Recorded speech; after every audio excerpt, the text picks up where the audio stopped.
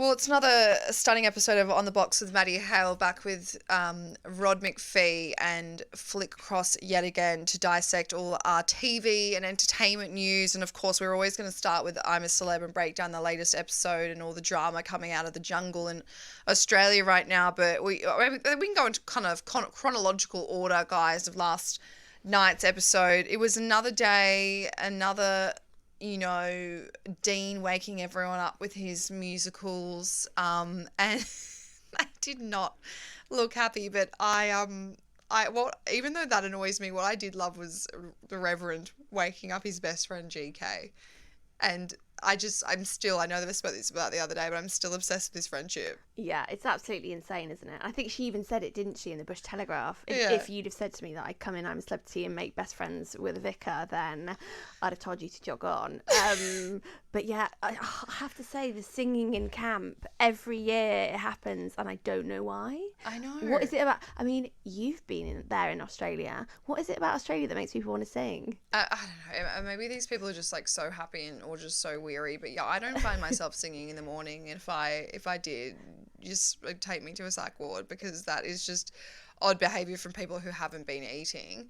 But maybe that's it. They're like at the edge of like craziness. I mean, it seems that they are, but you guys obviously know like a lot more about I'm a Celebrity than I do. Are they? This is just obviously a question that I've obviously had when I see them showering. Do they shower in their swimmers every day? Yeah. So they never take them off then? No. Right? Yeah. Right, because I like you suspected that they might, when the cameras are off, like go and then have a proper wash. That's what I thought. But presumably they don't. Do you know that for sure, Flick? Yeah, it's like a hygiene thing. They have to. Mandatory. As in, they have to wear swimmers. Yeah. I think they just tend to do the sort of rummage, pop the hand in the pants, bit of a rummage type situation. No wonder they all feel gross, because it's on and it's just a waterfall. Yeah. No nudity. Because God, look at me, throwing back to last year when Nigel Farage got his bum out. Do you remember this in the shower? Gosh, no. Yeah. Did he get in trouble for that? Yeah, so he went naked in the shower, got his bum out. Everyone said he was doing it for airtime, because he was someone who was very open about the fact that he wanted the airtime. He was talking about it in camp, like ways to make sure that he was on camera. He got his bum out, showered nude, and got told off for it. Imagine being like a politician and like that's the thing that you get told off by. I know, but like that was his whole thing. He just really wanted the profile, and hey, if that's by flashing your bum, then I think there's a website called OnlyFans. So. Yeah. Get on OnlyFans. Like probably the first politician in British history to be like leaving Parliament and getting into OnlyFans. But we need to speak about the mystery disappearing act that is Houdini. Which I've just learned is Houdini. Which you've never... I'm sorry that I didn't realise that. I feel so stupid now, but that is brilliant. Same though. It is brilliant. And it was Melvin who decided to coin that little name. Yeah. And it was hilarious from the other night's episode, but last night's episode I thought was even funnier, because it was the start of the day. They set the scene. Melvin runs down to go get water, and Dean has disappeared into the shower, and he's like, I think we've just got different approaches to working. I want to get everything done at the start of the day and enjoy my day, whereas Dean wants to just disappear and shower. But it kind of begged me to ask you guys, when the campers say, I just want to do my chores and then have the day to myself, what are they actually doing all day? This is what always makes me laugh, because essentially it's kind of nothing. Yeah. Like sunbathing, chatting. The other theory that people have is it means that they're free to then be called on to do like the Dingo Dollar trials. Right. So when producers are looking at sort of the flow of the day and what they're going to put together content-wise to make the programme, because let's remember that's what they're there for. Yeah. They'll look at who's busy and that kind of thing and who's not done something. And I don't know about you, but I have sensed from Melvin a growing... let's say awareness that he's not done that much. Yeah. And he wants to make sure he is doing more. Yeah. Be that for just himself and his experience, or, sorry, I'm so cynical, because he knows that first vote-off's coming. Of course, it's tonight. Exactly. So Melvin isn't the favourite to go, but he's the second favourite. Who is the favourite? Jane Moore.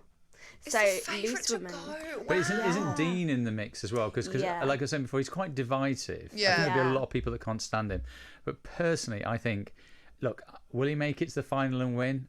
I doubt it. But do you see him going far? I think it's not so much will he go far, but I just think that the question is this: would you really want him to go soon? Because he is amusing. Look, we're sitting here talking about it. No, I agree. I want him to go far. Yeah, exactly. But there's lots of people that we're just not talking about. That's the worst thing with the jungle. Yeah. The other thing with them doing all their tasks and being left alone for the rest of the day is then they've got all their chances to sit and have these deep and meaningful or emotional moments that get them the airtime. They're not gonna film them washing out the dunny or the pots and pans and all that kind of thing, but that's what will get them the airtime. So they get the nasty stuff out the way. But the thing is with Dean, he's now turned that on its head. Now his whole shtick is he's the lazy one, he's the work shy one. But do you think he knows that is a storyline for him? Yes. How could he not? Do you think? I think it's one of those things where he was like that the moment when he was standing in camp and everyone was sort of sitting around him, so going, "Yeah, Dean, get on with it," and calling him Houdini and all that. There was probably a bit of him that's going, "Oh God, they're all talking about me. I'm centre of attention." Even though it's not necessarily positive, it's still he's centre of attention. You're right. Yeah. He is the kind of guy, I think, that kind of loves to be like, "What, me? I didn't do anything." You know what I mean? Where everyone's just like, "Oh, can you just do the job?" Yeah. I mean, how old? Sorry, I should know this. I know. How old is Dean? Isn't he about 32? Yeah, like late 20s. Because I was thinking he comes across like a 21-year-old student. He like, does. Do I have to? But that's what they were saying. That's what he was. Melvin was saying. The hard part of their job, which is collecting water currently, is not actually collecting the water. It is having to tell a child to do his chores. Yeah, I know. And I think, and we, I've spoken about this in the last 2 episodes, but I would find it so frustrating. But that's why it kind of upsets me that what you say, that Jane is the favourite to leave, because oh God, she's just such a calm cucumber. She just gets everything done. Yeah, mother of the camp. I like to think of her as. I think you need someone like that on I'm a Celebrity as well. There's like a bit of a rock and a bit of a touchstone for the gang, and she just quietly gets on with her chores, but she tells it like it is. That moment where she was it Barry? She said to, "Are you just giving me cleaning to do because I'm a woman?" Oh, that was a scandal. Yeah. That was a scandal. And I can't quite remember how he exactly responded to that. But the funny thing is that Danny had flagged to Barry, "We're giving the women the female tasks here." And really? Barry was like, "No, I'll be fine. I'll get it." But I didn't even see it. It's a discussion point, isn't it? We're all learning more We're all learning more about the jungle. Yeah. What did you think, Flick, about the Bush Tucker trial? Was it the Bush Tucker trial when the three men, Alan, Danny, and Dean, were up? The rank bank situation, which was a horrible name to begin with. And Ant and Dec have made multiple jokes about it, and every single time they make the jokes, I'm like, I don't know how you haven't slipped up with this name, but we'll move on. But do you know the only things that they've had Ofcom complaints about is the jokes that they've made about religion? You know how they've been kind of doing sort of a fake sermon, and they've been joking about the Bible. 70 people complained about that in this week's Ofcom complaints. And I quite love that from Britain. We're fine with scissoring. Yeah, what is going on? Like, we're fine with politics. We're fine with, sexual innuendo, but you do not make jokes about the Bible. Wow. And this is because of the reverends in there, and they're imitating him, etc. They kind of lean on. But at the same time, don't you think that like the reverend wouldn't care? Like definitely his personality, absolutely. Yeah. I mean, he's crushed any sort of stereotype for me. But the thing that's really interesting with him is that it's funny because if like me, I remember him when he was in the Communards, and he was this amazing pianist in this band, and obviously he lived the rock and roll lifestyle back in the 80s. I was kind of hoping he might come out with more stories to that effect. Yeah. But a lot of people just know him as this this reverend who's been on Strictly and everything. But I think he's got some wild stories to tell. I bet he'd get a lot more complaints if some of those came out. And you saw his reaction when he was talking about scissoring, etc. He wasn't fazed at all. I think there were more other people in the camp who'd been more fazed by that. I do think that the PR for Reverend Richard post I'm a Celeb will be really good. I do think he'll get a lot of gigs out of this. Yeah, I mean, if him and GK become a bit of a you know, just like an MC duo, I'd be pretty happy with that. I'd be... Yeah, well, he obviously, before he came onto the show, was on a BBC show, and he was rather annoyed at Radio 2 giving him the heave-ho. Yeah. So I think he could land himself another radio show. He could walk into another radio show. So well, he could come on this one. We'll gladly take him on. So the rank bank challenge was the three of these men up there, Danny Dean and who was the other one? Alan Halsall. And I mean, I know I say this a lot. There's so much I wouldn't do, but that one was horrific. I just think pretty much anyone in this country, not the face. Putting your face in anything is just another level, isn't it? Submerging your face in fish guts. And guys, they, like, at one point the camera was on Danny and he had not come up for air. Yeah. I was like, can someone check on him? Yeah. Because he was under the fish guts, but that one was gross. But then when they got to the eyes, was it the pig eyes or something? They had to burst them and get the liquid out to fill up that little shot glass. Horrific. Who is coming up with these ideas? I have to say though, I do think one of Dean's best lines so far was when he was like, "Oh, I've got the fish guts in my veneers." Oh my god, that was so funny. But he put his face down. And he was about to throw up, and he goes, "It's minging." And I just thought, how quintessentially British was that? Yeah, I totally love it. That one, classic as we know that Dean's obviously been doing a number of the trials, like way more than anyone else. And quite a few viewers wrote some tweets, which I thought was funny. And the Daily Mail obviously published it, Toot Street, but he came back on camera after the fish cuts challenge and he goes, "They're calling me the comeback king." And then a few people wrote in, "This is where the screaming starts. Sod your veneers, Houdini. It's all in my veneers. Seriously, Dean, get a grip." And then someone else goes, "Dean makes my blood boil. Get out now." And then they said that Ant and Dec always root for Dean. Which I didn't think so. I thought they paid him out quite a bit. Yeah, I think that Ant hates Dean. Do you know what I do think though is that the British public for Vote these things have got a lot wiser to keeping the antagonists on these shows. Absolutely. Back in the day, we used to get rid of the annoying people straight away. Yeah. And now we know that you need those people. Yeah. Because another really lovely moment last night was when Oti was talking about how she was missing her family. That was hard. And it was gorgeous. And we can talk a bit more about that. I'd love to. Yeah. But just separately, you can't have a whole show full of those heart-to-heart talks. No, you can't. I love it when there's beef. I love it when there's drama. And there needs to be more. I'm all for more beef with Melvin and Dean. I'm all for more beef with quite a few people. But do you know that yesterday I had Hannah and Amanda on the show, and they were saying that they were sensing vibes between Talisa and Alan. No. What do you guys think? I don't think so. I mean, Alan's clearly no pushover. I quite like Alan, actually. Yeah, I really like Alan. But, I mean, look, there's definitely something between Alan and Dean. No, Roddy, they're sensing romance vibes between them. Oh, sorry. I went from tension. No, sorry, I went from beef. Different sides of the same I didn't do that segue well.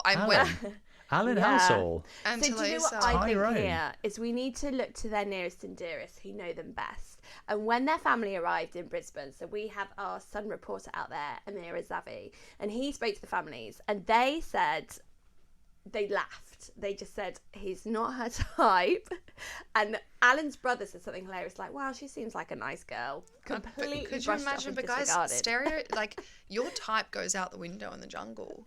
Yeah, and but they're only in there for another week. You said that like you've done the jungle and it's happened to you. Rod, down under. Do you know what I think about? I think about when you would go on school camp, right? And I've probably done school camp in, that area, if not similar area to where it is filmed. And I went to an all-girls school, so there's a pray for me. Oh. And when we'd go on school camp, you would fall in love with your camp leader because he was the only guy in the jungle. and it's almost like Yeah. you just take what's near. And you I still think there's a line though. It's like last year, Josie Gibson, she was single in there, but she was just constantly flirting with the cameramen because they are all really hunky. Yeah, they are. Imagine. Yeah, like local lads. Are they really? Hang on, are you saying that because you've seen the cameramen as well, right? I mean, yeah, I had a million. I didn't date any cameramen, but I know a lot of the camos in Australia, and they are good looking. Oh, right. Yeah. I don't know where to go with that. So no, absolutely is no. It almost like Stockholm syndrome? Is that what you're saying? Is that Yeah, that's what I mean. You're not making do, but somehow. Yeah, I'm not saying Alan's like, you know, below average. I'm just saying that sometimes when you're when you're given a limited amount of height-wise. Sorry, back on the Alan Housel fan club here, but no, like. But I mean, there's other guys in there. I mean, you would have thought that maybe. Look, he is a very nice guy. You can tell. And he's you know, fair play to him. He's on one of Britain's biggest TV shows. But you know, you would have thought it might have been a Danny Jones or someone like that. I agree. I think that, but Danny's not single, is he? He's so married. Because nothing like that would ever happen. Wouldn't that be the dream? No, but what I mean by so married is he talks about her. He does. And, you know, he's talking about his son and that kind of thing. But can I just talk about the OT thing and be slightly controversial and cynical here?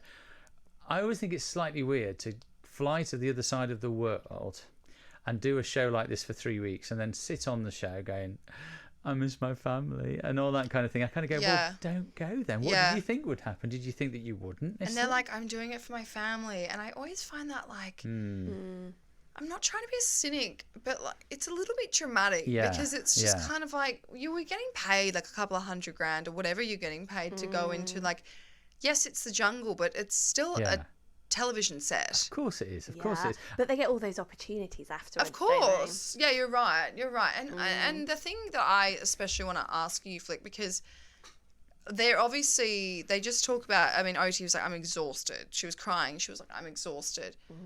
What are they so exhausted about? I just don't think that they sleep particularly well. Right, okay. Like, you know what it's like when you... I'm saying this because you live in Australia, so in and my head you're constantly confirming like I'm never camping camping. out. Never, but yeah. And the heat, I'd imagine. The heat, the rats scurrying around. Yeah. There is the canopy over them, but it certainly doesn't block any light. They will be up as soon as the sun rises. They're not sleeping very well. And they're hungry. It's cold, they're hungry. Yeah. They're, you know, having to do all those chores. Yeah. If Dean's to be believed, it's terribly difficult. Oh my gosh, so. What did you think about the phone booth trial? Whatever they're in the phone, you know what I mean? I think that there's brewing beef between Jane and Maura. I think that Jane, it was just like. I don't know how Jane didn't snap in that trial that we spoke about on Wednesday from the Tuesday night trial when it was Jane and Maura. And Jane, as we said, she is just so gets on with it and just wants it to be over. Yeah. And Moira was screaming. And so in last night's like the phone booth challenge where it was Moira, Jane and Reverend Richard, and Reverend Richard is like trying to concentrate on the phone call where he has to remember certain things that say in the phone call. Yeah. But he's spending half the time being like, it's okay, Moira, it's okay. And I was just sitting there thinking, oh, like, stop. She is an attention hoover. Yeah. Definitely. She sucks in all the attention. And you can tell that in every situation she's kind of going, right, in order to get maximum attention, I need to do X, Y, and Z. Yeah. And Jane has seen through it, I think. Do you think it's just that they're just polar opposites? Because sometimes it can't be that you've got a good person and a bad person. They are just different people who rub each other up the wrong way. They are. I agree.